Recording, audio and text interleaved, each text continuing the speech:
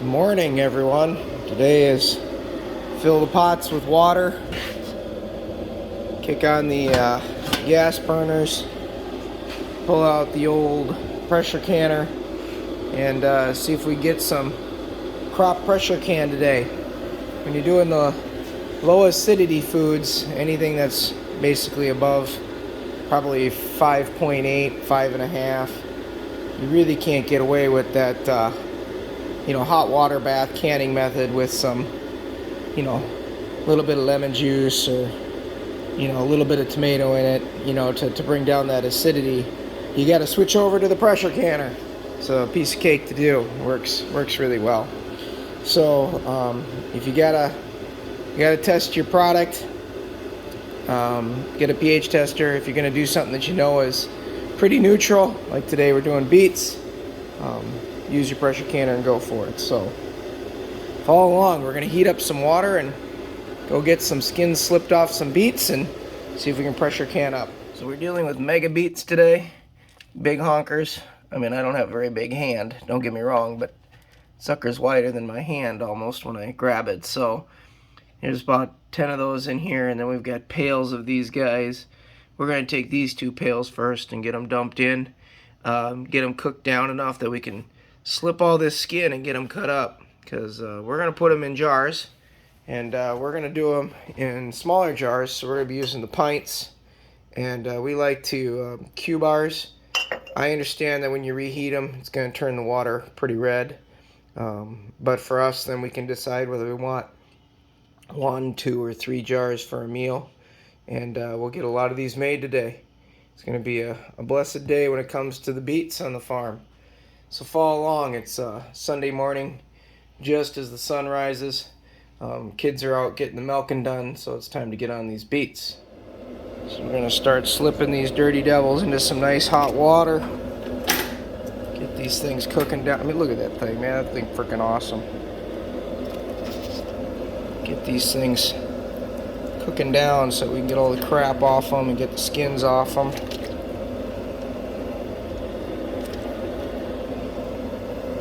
These great big turkey pots work really good for this, folks.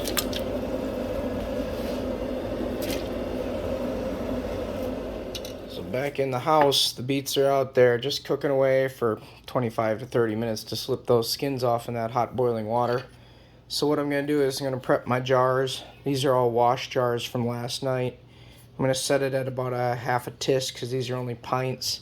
You could get away with a quarter if you want to do the kind of low salt method, but a half works pretty good. And I'm going to put a little salt in each one of these jars, and that salt is going to give the beets a really good flavor when we do the reheat in the juice throughout the winter. And of course, small preservative here at this point in time in the game. So we're going to do a lot of these jars up. I'm going to get them salted up, and then these jars will literally be ready for putting the cut up beets in, and then putting the hot water in, and then we'll be ready to pressure can, folks, and we'll get this going. Beets are really, really, really easy to do, folks. Alright, so I got a lot of jars here all set up with the salt. Again, we'll pressure can these. Probably going to do about maybe 30 minutes at a pressure of 10. Certainly can understand where that comes from. It comes from different canning methods over the years of my grandparents, but you can find these things, folks, online. You can go to like Clements University and you can look up the acidity of your food. A beet tends to be right around 6.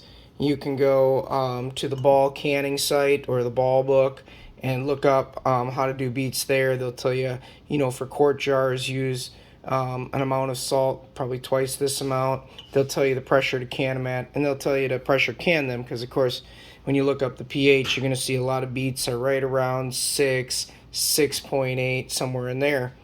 And since when you're canning things, you always want the acidity, if you can, in the 4s. You can tolerate the 5s, but you get above that, you start risking things, and long term you don't want to do that. You just got to understand that. I have seen some people hot water bath beets you can do it. There's a couple different methods. One of them involves adding lemon juice. Lemon juice has a pH of about 2. So obviously if you add a little lemon juice to these, you take that pH from 6.8 down into the 4s. And then you can certainly hot water bath them. Also, you can pickle beets. When you pickle beets, you use the magic word vinegar, 5% vinegar. Boy, back in my day it was 7%, now it's 5. You know, people are screaming all over the internet too that vinegar is now changing to 4%. Yes, there are some 4% out there, because every time they lower the percentage of vinegar in the bottle, acidity-wise, they get to put more vinegar in bottles. So it's kind of a sales thing. Who knows if down the road, if they're going to prove that that's a appropriate method for canning at 4% vinegar. Because when I was a kid growing up, it used to be 7%, and when they switched to 5, everybody was like, oh my gosh, you're going to die of botulism because it's not enough acidity. Well, now everybody uses 5. So we'll see what happens with the 4 once it's on the market long enough. But again, you could pickle these beets with a vinegar type product and you'd get away with it too with hot water canning. But I'm not going to do any of that. I'm just going to do hot water, salt, and beets. And because of that, my pH is probably going to run on my meter somewhere around 6.5 to 6.8, and that's a little too high. So then we'll pressure can them at 10 psi pressure, probably for about 30 minutes. I think my canner holds right around 32 jars, and we're going to make this a staple that can go down on the shelf for years. Matter of fact, I still have some of last year's beets down there, and take a look, and I'll show you what we've got saved up yet. But beets are a great product for dinners and vegetables throughout the whole winter for a farmstead family. So as I take you down into the fruit cellar here, you'll see it's a little bit on the emptier side this time of year. Just a lot of empty glass jars and stuff. The seed potatoes that we didn't use and stuff like that. And the reason is because we're just in the process of kind of doing things here for the year. So a lot of this is the carryover from the year before. As you can see, we've got freeze-dried corn and some onions. We got our pickled carrots and our pickled beans left over. We get some pickled slices left over, and we get, the year before's applesauce and the jams and jellies. But with beets, we try to have, about 52 weeks worth. We want to go through 2 jars a week, so we need about 104 cans of beets. So we're starting to get down here on our beet supply. But as you can see, they keep wonderful for years. Look at those beets. This is 21, this is 2-year-old beets. Jar is perfectly sealed. Product looks excellent. And we'll eat through most of these now this year, coming up through the winter. And then these will carry, that we're making today, they'll carry into the next year.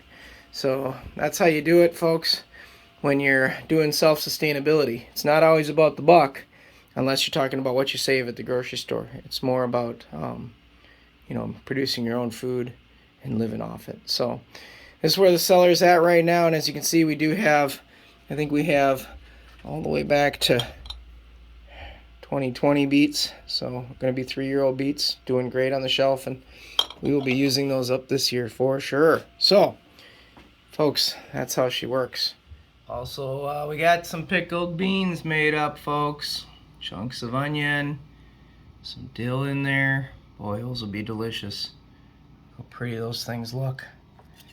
So we're doing that just on the side as we're getting ready to pressure can the beets.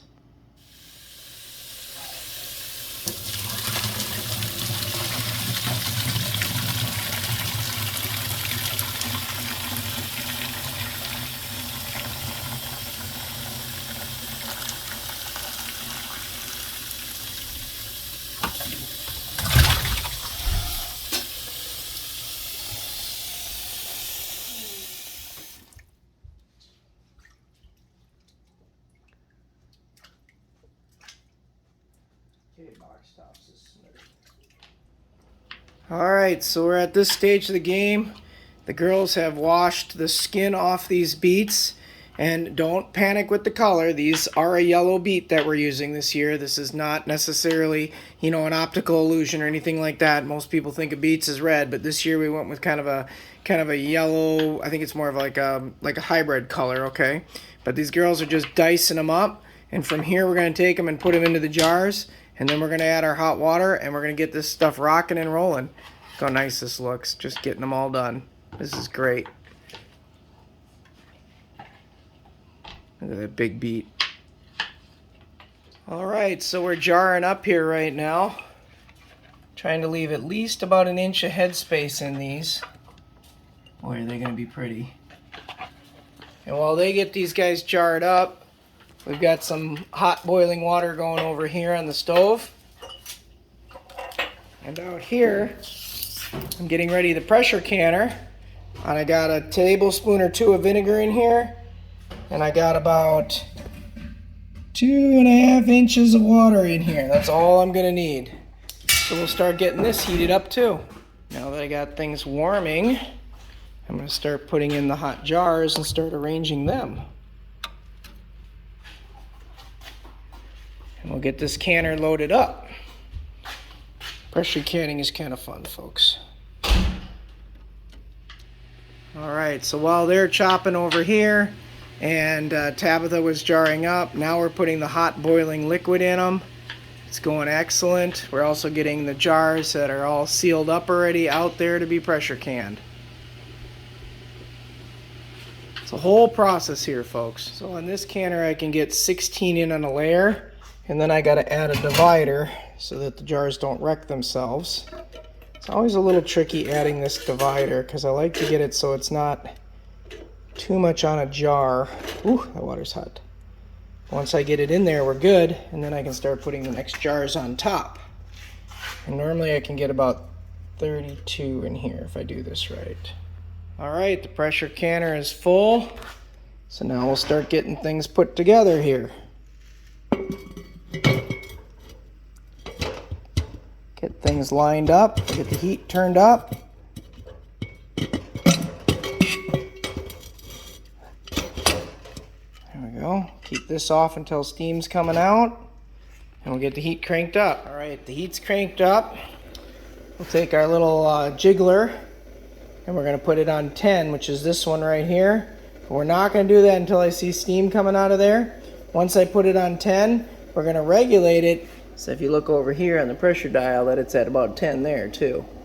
And we're gonna do that with the heat. And once we got this at 10, and this is starting to jiggle at 10, then we'll probably process these out for a good 30 minutes. Then to make sure that we don't lose all the water in them, we'll let it cool down quite naturally. Okay, so now I got my pressure gauge on here at 10. I'm gonna watch my pressure there creep up. And then I'll adjust my temperature. Right now I'm still running pretty hot there on high. And once this thing gets to where I want, I'll start the timer and we'll knock it out. All right, I don't know if you can hear it, but this guy here is starting to jiggle. Just a little bit, because it's getting really close to 10 PSI. If you look here, we've just hit 10 PSI. So I kind of need to get down here now and turn down my heat and go down to about medium. We'll see how it does. I want it to hold 10 PSI. I want it to be lightly jiggling here and there, but I don't want it to go crazy. So now is where we're gonna hold it for 30 minutes and the timer starts now. All right, this is it. We've made it. It's been about 30 minutes. You can hear it rattling away. All you do at this point is turn it to off. That's all you do, folks. Because you don't want to touch that. You'll burn yourself right now with a steam burn. That needs to go down to 0. If you don't take this down to 0 and let all the pressure and heat out of this, your cans, the minute they hit atmospheric pressure, will do a reverse siphon. And basically what's in there is boiling away at high pressure, and that will boil out into your water inside, and your jars will go from a headspace of like this to a headspace of like that. So the best thing you can do right now, turn the power off, sit, wait, and be patient. Come back in a bit. Probably going to take at least a half hour, and we'll see these beautiful beets. All right, we're getting these guys out of the canner. They look really, really nice, folks. Look at those. Isn't that a beautiful beet? Again, these are a hybrid type beet, so they're not red ones. But they look gorgeous. There it is, folks. That is the 2023 beets. Look at those beets. They are beautiful. I appreciate you guys watching and liking and following along on our homestead. We need all the subscriptions we can get to keep this channel afloat. Thank you, folks, for following us. Enjoy.